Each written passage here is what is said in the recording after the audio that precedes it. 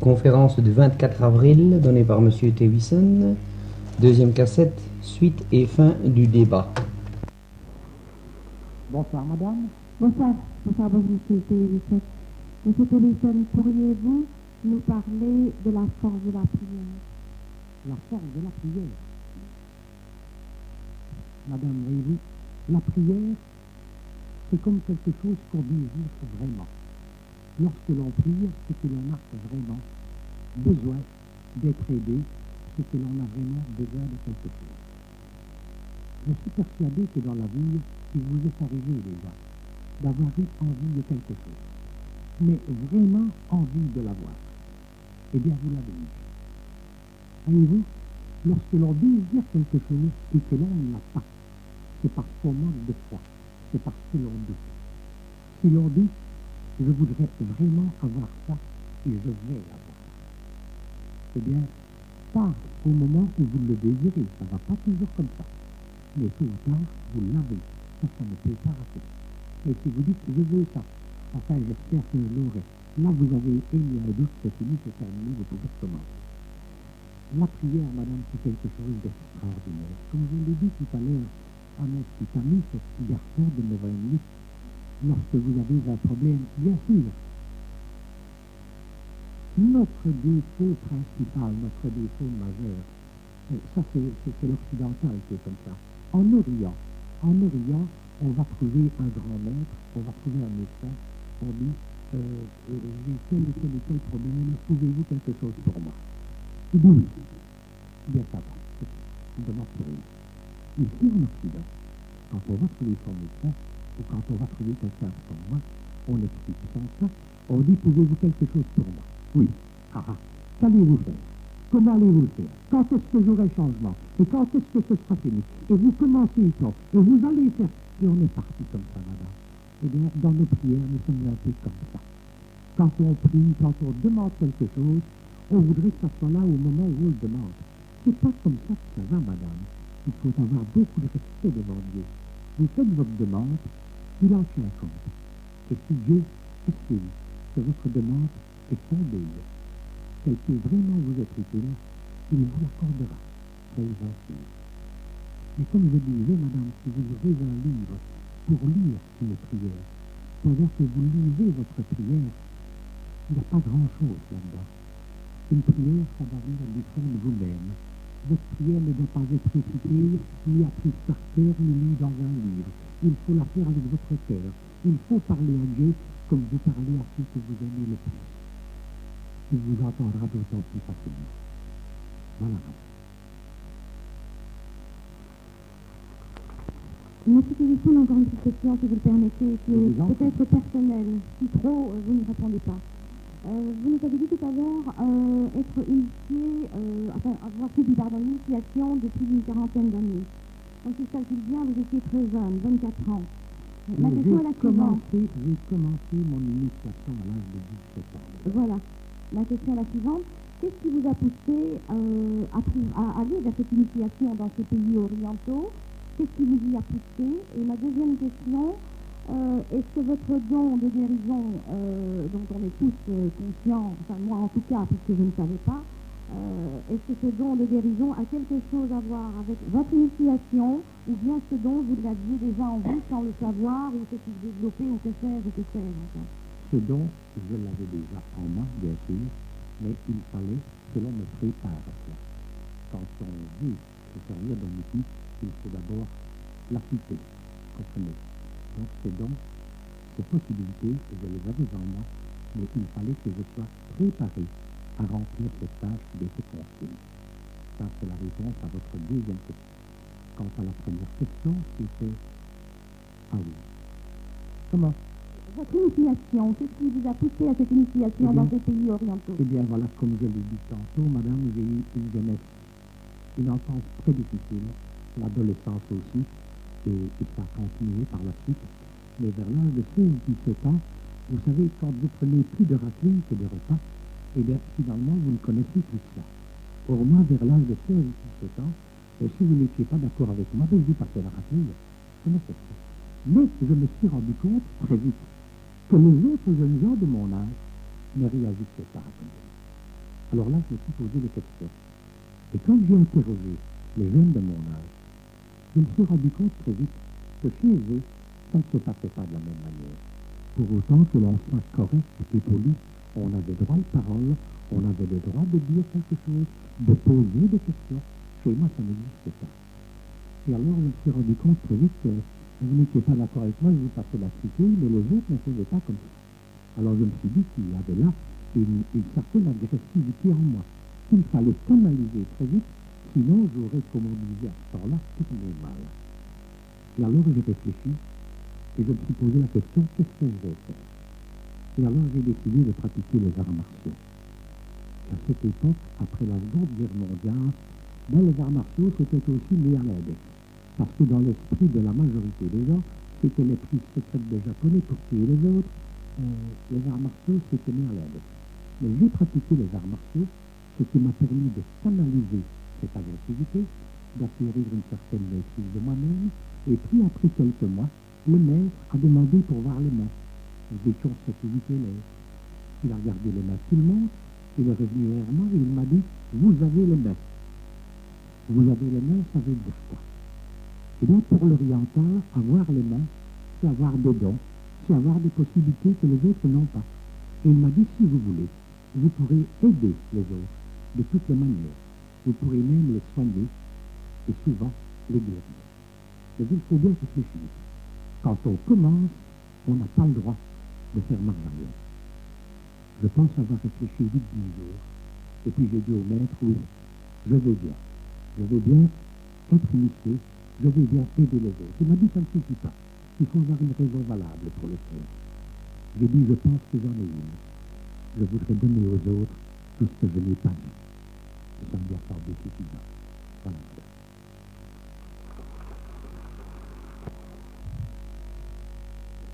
Bonsoir, monsieur. Voilà. C'était pour savoir comment tu as fait un offre à son image, comment alors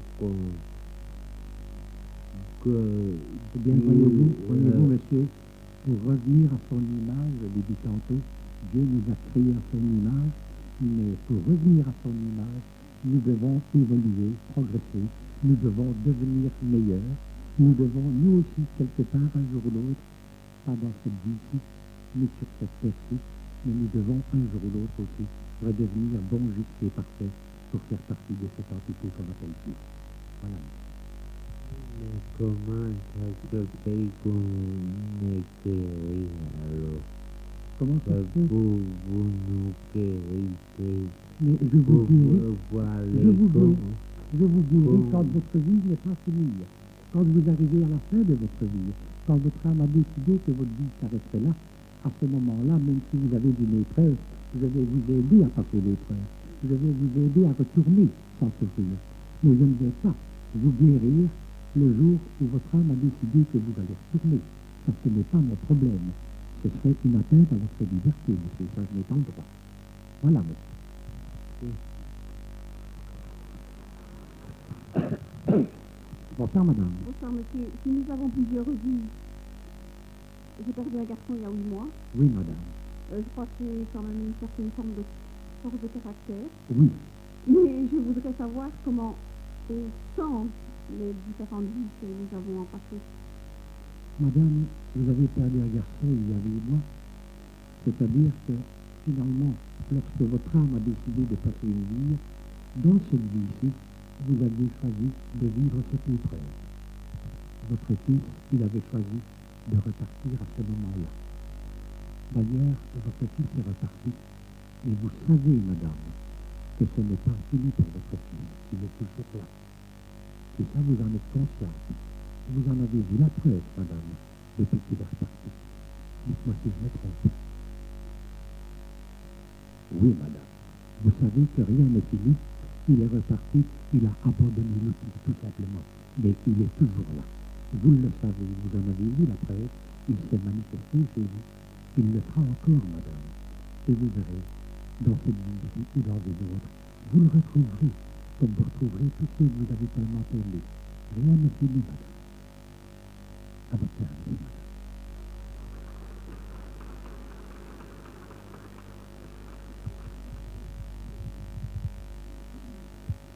Bonsoir, monsieur Bonsoir, Théophile. madame. J'aurais bien voulu que vous me disiez pas madame. J'aurais envie que vous m'appeliez par mon prénom Christine, je vous ai déjà écrit plusieurs fois. Oui, Christine. J'ai lu votre livre et j'avais très envie de vous rencontrer pour vous poser une question. Oui. Quand vous en avez très envie de ne pas abandonner, je vais profiter de l'occasion qui m'est donnée ici, malgré que j'aurais de loin préféré vous le demander entre quatre lignes. Je sens pas mal de difficultés en moi, mais je crois aussi pas mal de possibilités. Et c'est peut-être présomptueux de ma part, mais j'aurais bien voulu savoir si tout simplement je n'avais pas un petit peu peut-être de don comme vous. J'ai peur que vous me preniez mal ma question, mais vous avez dit Non, tout à l'heure. madame, je ne prends pas mal votre question, je la prends très bien. Seulement, j'écoutais pour être sûr que votre question était bien terminée, et je vais vous répondre ce que j'ai déjà dit, madame. Il est bien possible que vous ayez des dons, mais si vous en avez, c'est pas encore le moment de vous en servir. Or, là, je ne dis pas l'avenir aux gens, je ne vais pas vous dire quand ce sera le moment, ni comment vous vous en servirez, parce que consciemment ou inconsciemment, vous organiseriez votre vie en fonction de ce que j'ai dit, et là, j'aurais porté une atteinte à votre liberté de décider à tout moment de ce que vous voulez faire ou ne pas faire. Et j'estime que ce serait malhonnête de ma part. Par conséquent, je ne vais pas vous dire si vous allez pratiquer quelque chose, je ne vais pas vous dire si vous avez des dons et lesquels ils sont, n'est-ce pas? Mais je dis, avant l'heure, c'est pas l'heure, mais après l'heure, c'est plus l'heure. Tout vient en son temps, madame. Vous croyez donc qu'il y aura des signes? Je ne peux pas Il va y dire, en avoir. je ne peux pas dire ce que je n'ai pas dit, madame. Autre chose alors? Oui, madame. Enfin, à peu près toujours dans le même domaine. Je m'en doute bien. Lorsque j'ai lu votre livre, Oui, je me souviens avoir lu que pendant une certaine période, vous avez peut-être essayé d'initier certaines personnes oui, c'est vrai. et que vous avez été déçu. Oui, Est-ce que vous ne laisseriez pas votre chance à d'autres personnes? c'est fait, madame. Leur chance à d'autres personnes? C'est fait, bien sûr. Je laisse toujours la chance à tout le monde. Et quand je peux aider quelqu'un, de quelque manière que ce soit, je refuse jamais de le faire. Et alors, c'est vrai qu'en voulant initier quelques personnes, j'ai été déçu parce qu'après 2-3 mois, ils pensaient avoir la survie et parlaient déjà de s'installer, de gagner leur vie avec ça. Or, quand on reçoit des dons, quand on reçoit des possibilités, on n'a pas le droit de les monnayer. Alors, je m'y suis pris d'une autre façon, madame. J'ai marié Bernadette et je l'ai initiée. Là, je suis sûr de ne pas me tromper.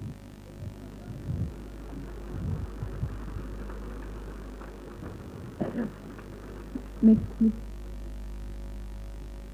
Oui, merci. Monsieur Théophile, j'ai une première question. Je vous ai écrit il y a un an. Oui, madame. Je ne savais plus de nouvelles de vous. Je me demande si vous êtes toujours à la même adresse. Je suis toujours à la même Voilà adresse. deux fois que nous écrivons. Et je trouve pas réponse. La dernière fois, vous m'avez écrit quand, madame? Écoutez, je vais vous dire quelque chose, madame. Oui, Je vais être honnête avec vous. J'ai reçu un peu plus de 3 millions de lettres en 2 ans. Mais, sur les 3 millions de lettres, c'est ainsi, j'ai encore eu le cas, pas plus tard que la semaine passée, j'ai reçu une lettre d'une dame de France, la semaine passée, qui me dit, elle n'était pas gentille d'ailleurs, et elle avait raison. Elle me dit, monsieur Théophile, c'est scandaleux, c'est la 6e fois que je vous écris, vous m'avez jamais répondu, mais les 6 fois, elle n'a jamais mis son adresse. non, non, c'est pas moi. Et- Moi, je mets mon adresse. Et à J'ai l'heure votre actuelle, photo. madame, j'ai un peu plus de 7000 lettres chez moi, à qui je ne peux pas répondre parce que l'adresse est incomplète, l'adresse est incorrecte, ou bien je n'ai pas l'adresse. Alors j'ai un assistant près de vous qui va vous rendre la bonne adresse. Écrivez-moi lisiblement, mettez-moi bien votre adresse que je puisse vous répondre. Madame, je réponds à tout le monde. Je vous en donne la parole. Oui, je mets toujours l'enveloppe avec mon attente dossier de ça. Oui, madame. Eh bien, il m'arrive souvent que les gens me mettent une enveloppe timbrée pour la réponse et que cette enveloppe timbrée me revient après, inconnue à l'adresse, adresse incomplète ou adresse illisible. Là, c'est pas ma faute. Mais ne perdez pas courage, écrivez-moi, on va vous rendre les coordonnées exactes. Écrivez-moi, madame. Les coordonnées, parce que ça va bien. Oui, madame, bien sûr, c'est évident. J'ai des problèmes. Oui, madame, bien sûr. J'ai 4 prothèses, Oui. mais je commence à Je continue à bien m'occuper de vous, mais écrivez-moi sinon, c'est ça très bien. avec votre adresse en imprimé, que ça puisse venir en retour très vite chez vous. D'accord? Voilà. Bonsoir, madame. Bonsoir, M. Théisen. Je voudrais vous demander, vous avez dit que chacun avait un rôle et une vie dont on avait décidé. Et vous avez aussi plusieurs fois parlé de liberté individuelle. Oui. Je voudrais savoir comment... Lydienne, je vais dire sur le plan pratique dans la vie de tous les jours, dans le détail. Dans le détail, de par votre comportement, vous pouvez changer votre avenir de demain. Dans le détail, dans la vie de tous les jours.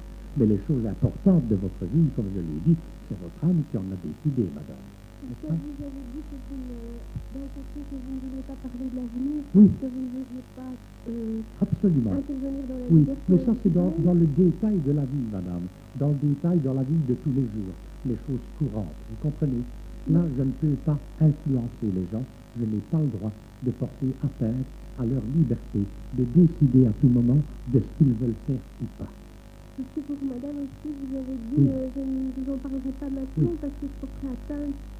Mais puisque de toute façon, si elle a ce don, c'est pas tellement un détail de sa vie quotidienne. Ce n'est pas un détail de sa vie quotidienne, mais si le don qu'elle a, elle ne doit s'en servir que dans 10 ans, je pense qu'il est vraiment inutile que je lui enfonce dans le crâne maintenant qu'elle va s'en servir, et pendant 10 ans, elle va vouloir s'en servir, elle va mettre la charrette avant les bœufs, elle va faire des erreurs, elle aura peut-être de gros problèmes avec la justice ou le conseil de l'ordre des médecins.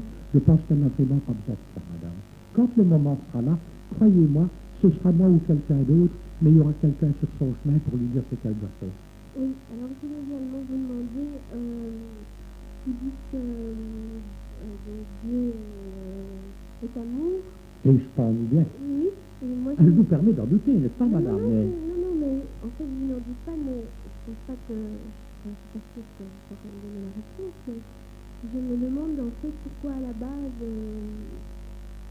tout le monde doit avoir toutes ces vies successives, il doit passer finalement par tant d'épreuves. Pourquoi s'applique le projet de Le Dieu bon- cet amour? Mais le bonheur, ça se mérite, madame. Oui, mais... Le bonheur, ça se mérite. Et la preuve, il a suffisamment souffert pour nous sauver déjà une fois. Alors pouvons-nous encore maintenant lui demander de nous enlever toutes nos épreuves et nous mettre tout de suite à côté de lui? Vous ne trouvez pas que ce soit un peu simpliste, madame? Non, mais quand on voit toutes les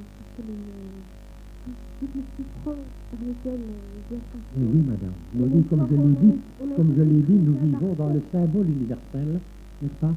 Les deux extrêmes sur lesquels aucune vie n'est possible. Le bien, le mal, le chaud, le froid, le jour, la nuit. Il faut chercher son équilibre entre les deux. Mais s'il n'y avait plus le mal, bien sûr, il y a beaucoup de violence, il y a beaucoup de peine, il y a beaucoup de mal, mais s'il n'y avait plus le mal, madame, où serait l'intérêt de faire le bien? Le jour où vous ne savez plus rien faire d'autre, ça n'a plus aucun intérêt, madame. C'est parce qu'il y a le mal qu'il y a grand intérêt à faire le bien, parce que nous avons toujours le choix entre les deux. C'est à nous de décider. Et si Dieu a mis le mal à côté du bien, c'est justement pour qu'on ait le choix. Parce que si on enlève le mal, le jour où il n'y a plus que le bien, il n'y a plus aucun intérêt de le faire. À votre service, madame. Voilà, je vais encore, parce qu'il est quand même 22h30, je vous accorde encore 10 minutes. Nous allons répondre encore à 3 questions, et puis je vais vous libérer, parce que ça fait quand même pas mal de temps que je vous tiens ici comme ça. Bonsoir, monsieur. Bonsoir, monsieur Théisen. Je voulais vous demander ce que vous pensez de la magie noire et de l'envoûtement. Et si ça s'applique, si les effets se font ressentir uniquement sur les personnes faibles de caractère ou sur... Non, monsieur. La magie noire et l'envoûtement, ça se fait ressentir sur tout le monde. Heureusement qu'il y a des gens comme moi qui sont à même de lutter contre. Et je vais vous dire, honnêtement, les gens qui pratiquent la magie noire et les gens qui pratiquent l'envoûtement, ils ont choisi de faire le mal. Je les plains, je ne voudrais pas être à leur place. Faites bien, vous trouvez bien. Vous savez, quand on sème des carottes, on récolte rarement des petits pois. Donc on peut ressentir les effets Oui, monsieur, bien sûr. Tout à fait. Je vous remercie. Oui, merci. Oui.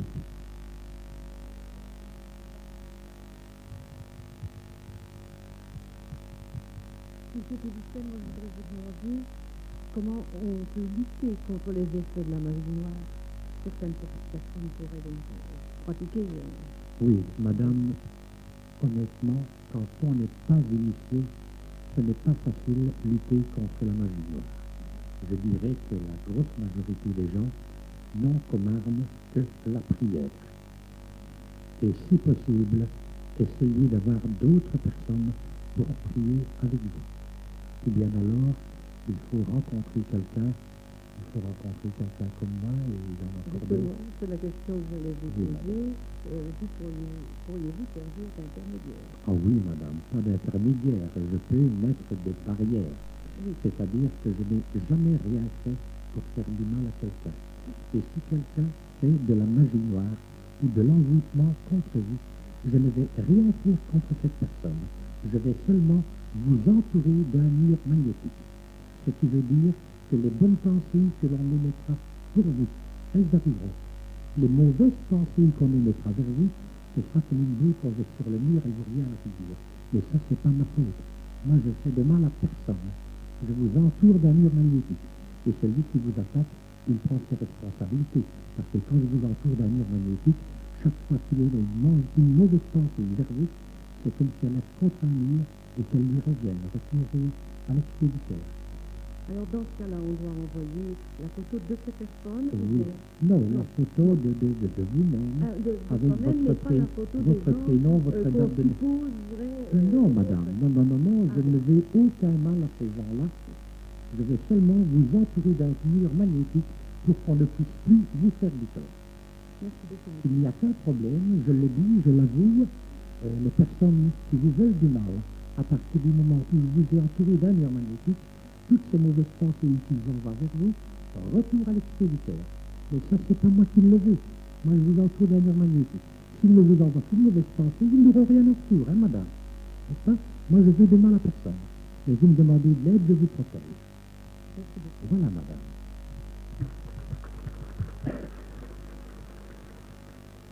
Bonsoir, M. Thévissem. Bonsoir, madame. Je m'appelle Madame Donarette Blondine, j'habite à Bellingham sur le côté de Halle. Oui, madame. Il y a 2 ans, je vous ai écrit, j'avais tellement de l'arthrite dans le bras droit que je ne savais même plus faire mes cheveux. Oui, madame. Il y a 2 ans que vous m'avez Il y a dit. 2 ans que je vous ai écrit. Depuis là, je ne vous ai plus répondu, je m'excuse. Oui, mais Je vous, m'excuse encore. maintenant, je suis certain que vous pouvez vous coiffer toute seule. Hein, Oui, madame. certainement, oui. S'il y a Merci 2 ans, beaucoup. s'il y a 2 ans que vous m'avez écrit, Oui, il y a longtemps que c'est le bien. problème est résolu. Hein. Oui, c'est ça. J'ai Oui. été voir le médecin à Halle qui m'ont donné des piqûres de cortison dans le poignet, soi-disant que ça allait aller mieux. Oui. Et puis alors j'ai entendu ma soeur qui est asthmatique qui m'a donné votre adresse. C'est ici à côté de moi.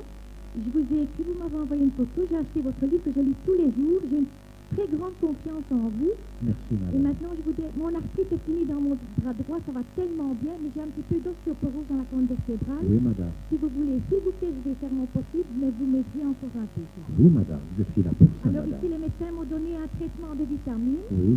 Alors je ne prends plus que ça, alors je veux bien continuer. Oui. Suivez bien le conseil de votre médecin, comme je l'ai dit. Mettez toutes les chances de votre côté. Écoutez votre médecin. Suivez bien le traitement.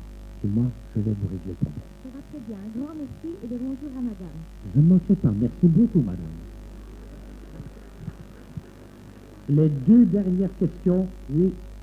Monsieur Thévissem, j'ai pris la parole tantôt. Cette fois-ci, c'est plutôt pas pour une question, c'est plutôt pour affirmer quelque chose.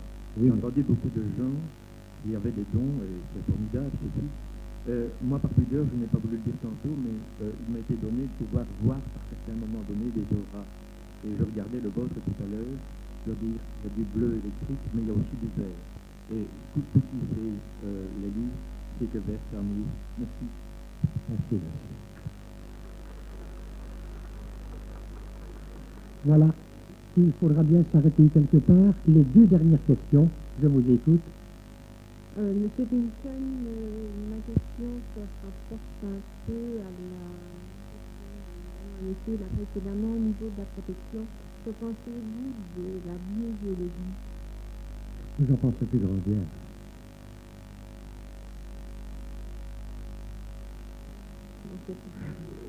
Voyez-vous, madame, j'ai beaucoup de travail.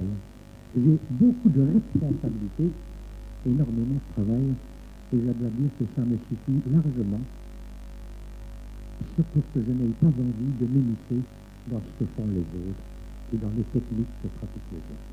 Le problème est de savoir s'adresser à une personne très compétente. Oui, madame, c'est là qu'il faut être très prudent. Mais il ne faut pas venir me demander à moi que pensez-vous de la biologie, que pensez-vous des anthronistes, que pensez-vous des spirites. Ce n'est pas mon problème. J'ai ma mission à remplir, j'ai beaucoup de travail que j'essaye de faire au mieux. Beaucoup de travail, ça veut dire aussi beaucoup de responsabilités. Par conséquent, je ne suis pas là pour critiquer ni pour juger ce que font les autres.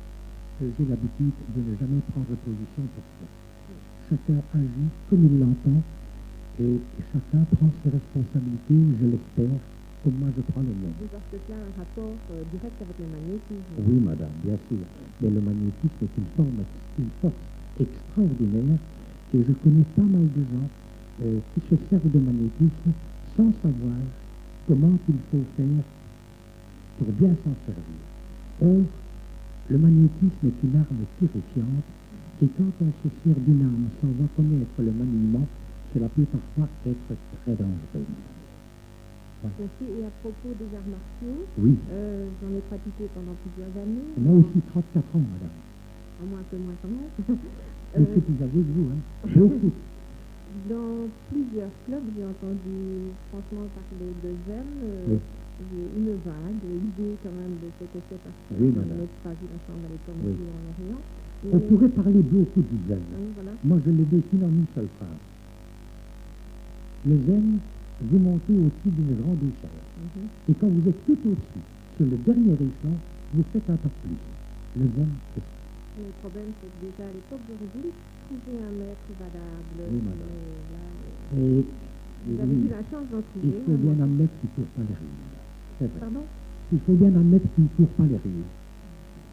Il n'y en a pas tous les coins de rue. C'est Vous ne vrai. me donnerez pas l'adresse. pour en S'il vous trouver. plaît. Vous ne me donnerez pas l'adresse pour en trouver un. Bon. Non, madame. Vous allez trouver tout ça. Merci. Je l'espère pour vous. Une dernière question. Oui, madame. Monsieur Théophile, vous venez de répondre à une dame à propos de la magie noire. Oui. Mais si quelqu'un va chez vous en disant, bon, je suis invité, Oui. parce que parfois quand on a des problèmes, on s'imagine aussi que c'est de telle personne, vous avez du mal. Madame, j'en ai plusieurs par Mais semaine. est-ce que vous pouvez dire, oui, on vous veut du mal, il y a quelqu'un, ou est-ce que... C'est ce que j'allais vous dire. Chaque semaine, j'ai plusieurs personnes qui s'adressent à moi, me disant, Monsieur Théophile, je suis invité, Monsieur Théophile, on fait de la magie noire sur moi. Eh bien, quand c'est vrai, je dis, oui, c'est vrai, que je vais intervenir, mais je dois quand même vous dire, madame, que au moins une fois sur deux, ce n'est pas vrai. On pense qu'on est envoûté, on pense que quelqu'un travaille sur vous, alors que c'est pas vrai. C'est pas toujours vrai, madame. Alors je vais terminer en disant que vous m'avez aussi guéri d'un problème de main, ça Oui. va être un peu... Oui, oui. Ça fait plaisir. À Merci votre beaucoup. service, madame. Oui, madame. La toute dernière. Monsieur Théophile, je tenais à vous remercier.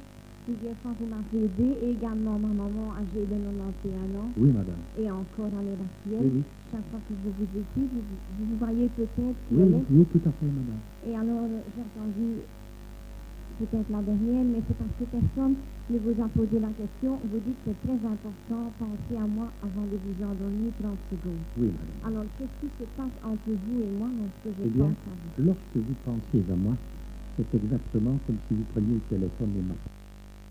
Cassette 19, face B. Donné le 24 avril 93. À tourner le 15 mai 93. Vivre mieux dans un monde en déroute. C'est exactement comme si vous preniez le téléphone et m'appeliez, Ah madame. bon? Je le sens. Oui. Absolument. Je le sens et j'agis tout de suite. Vous agissez. Et Vous donc, savez, madame, que je ne vais pas exagérer. Je vais dire qu'on m'appelle plusieurs milliers de fois par jour.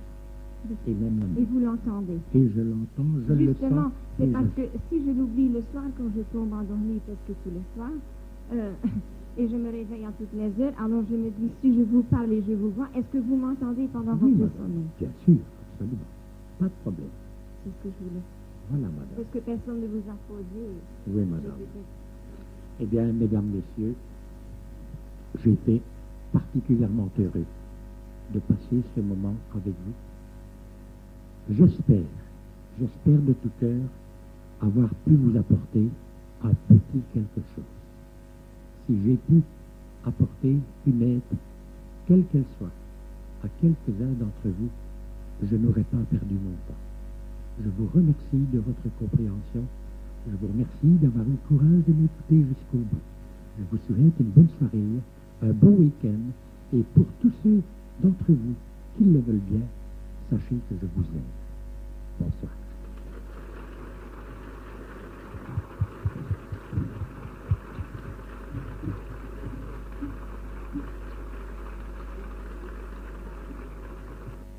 Fin de la conférence débat donnée à Herpan le 24 avril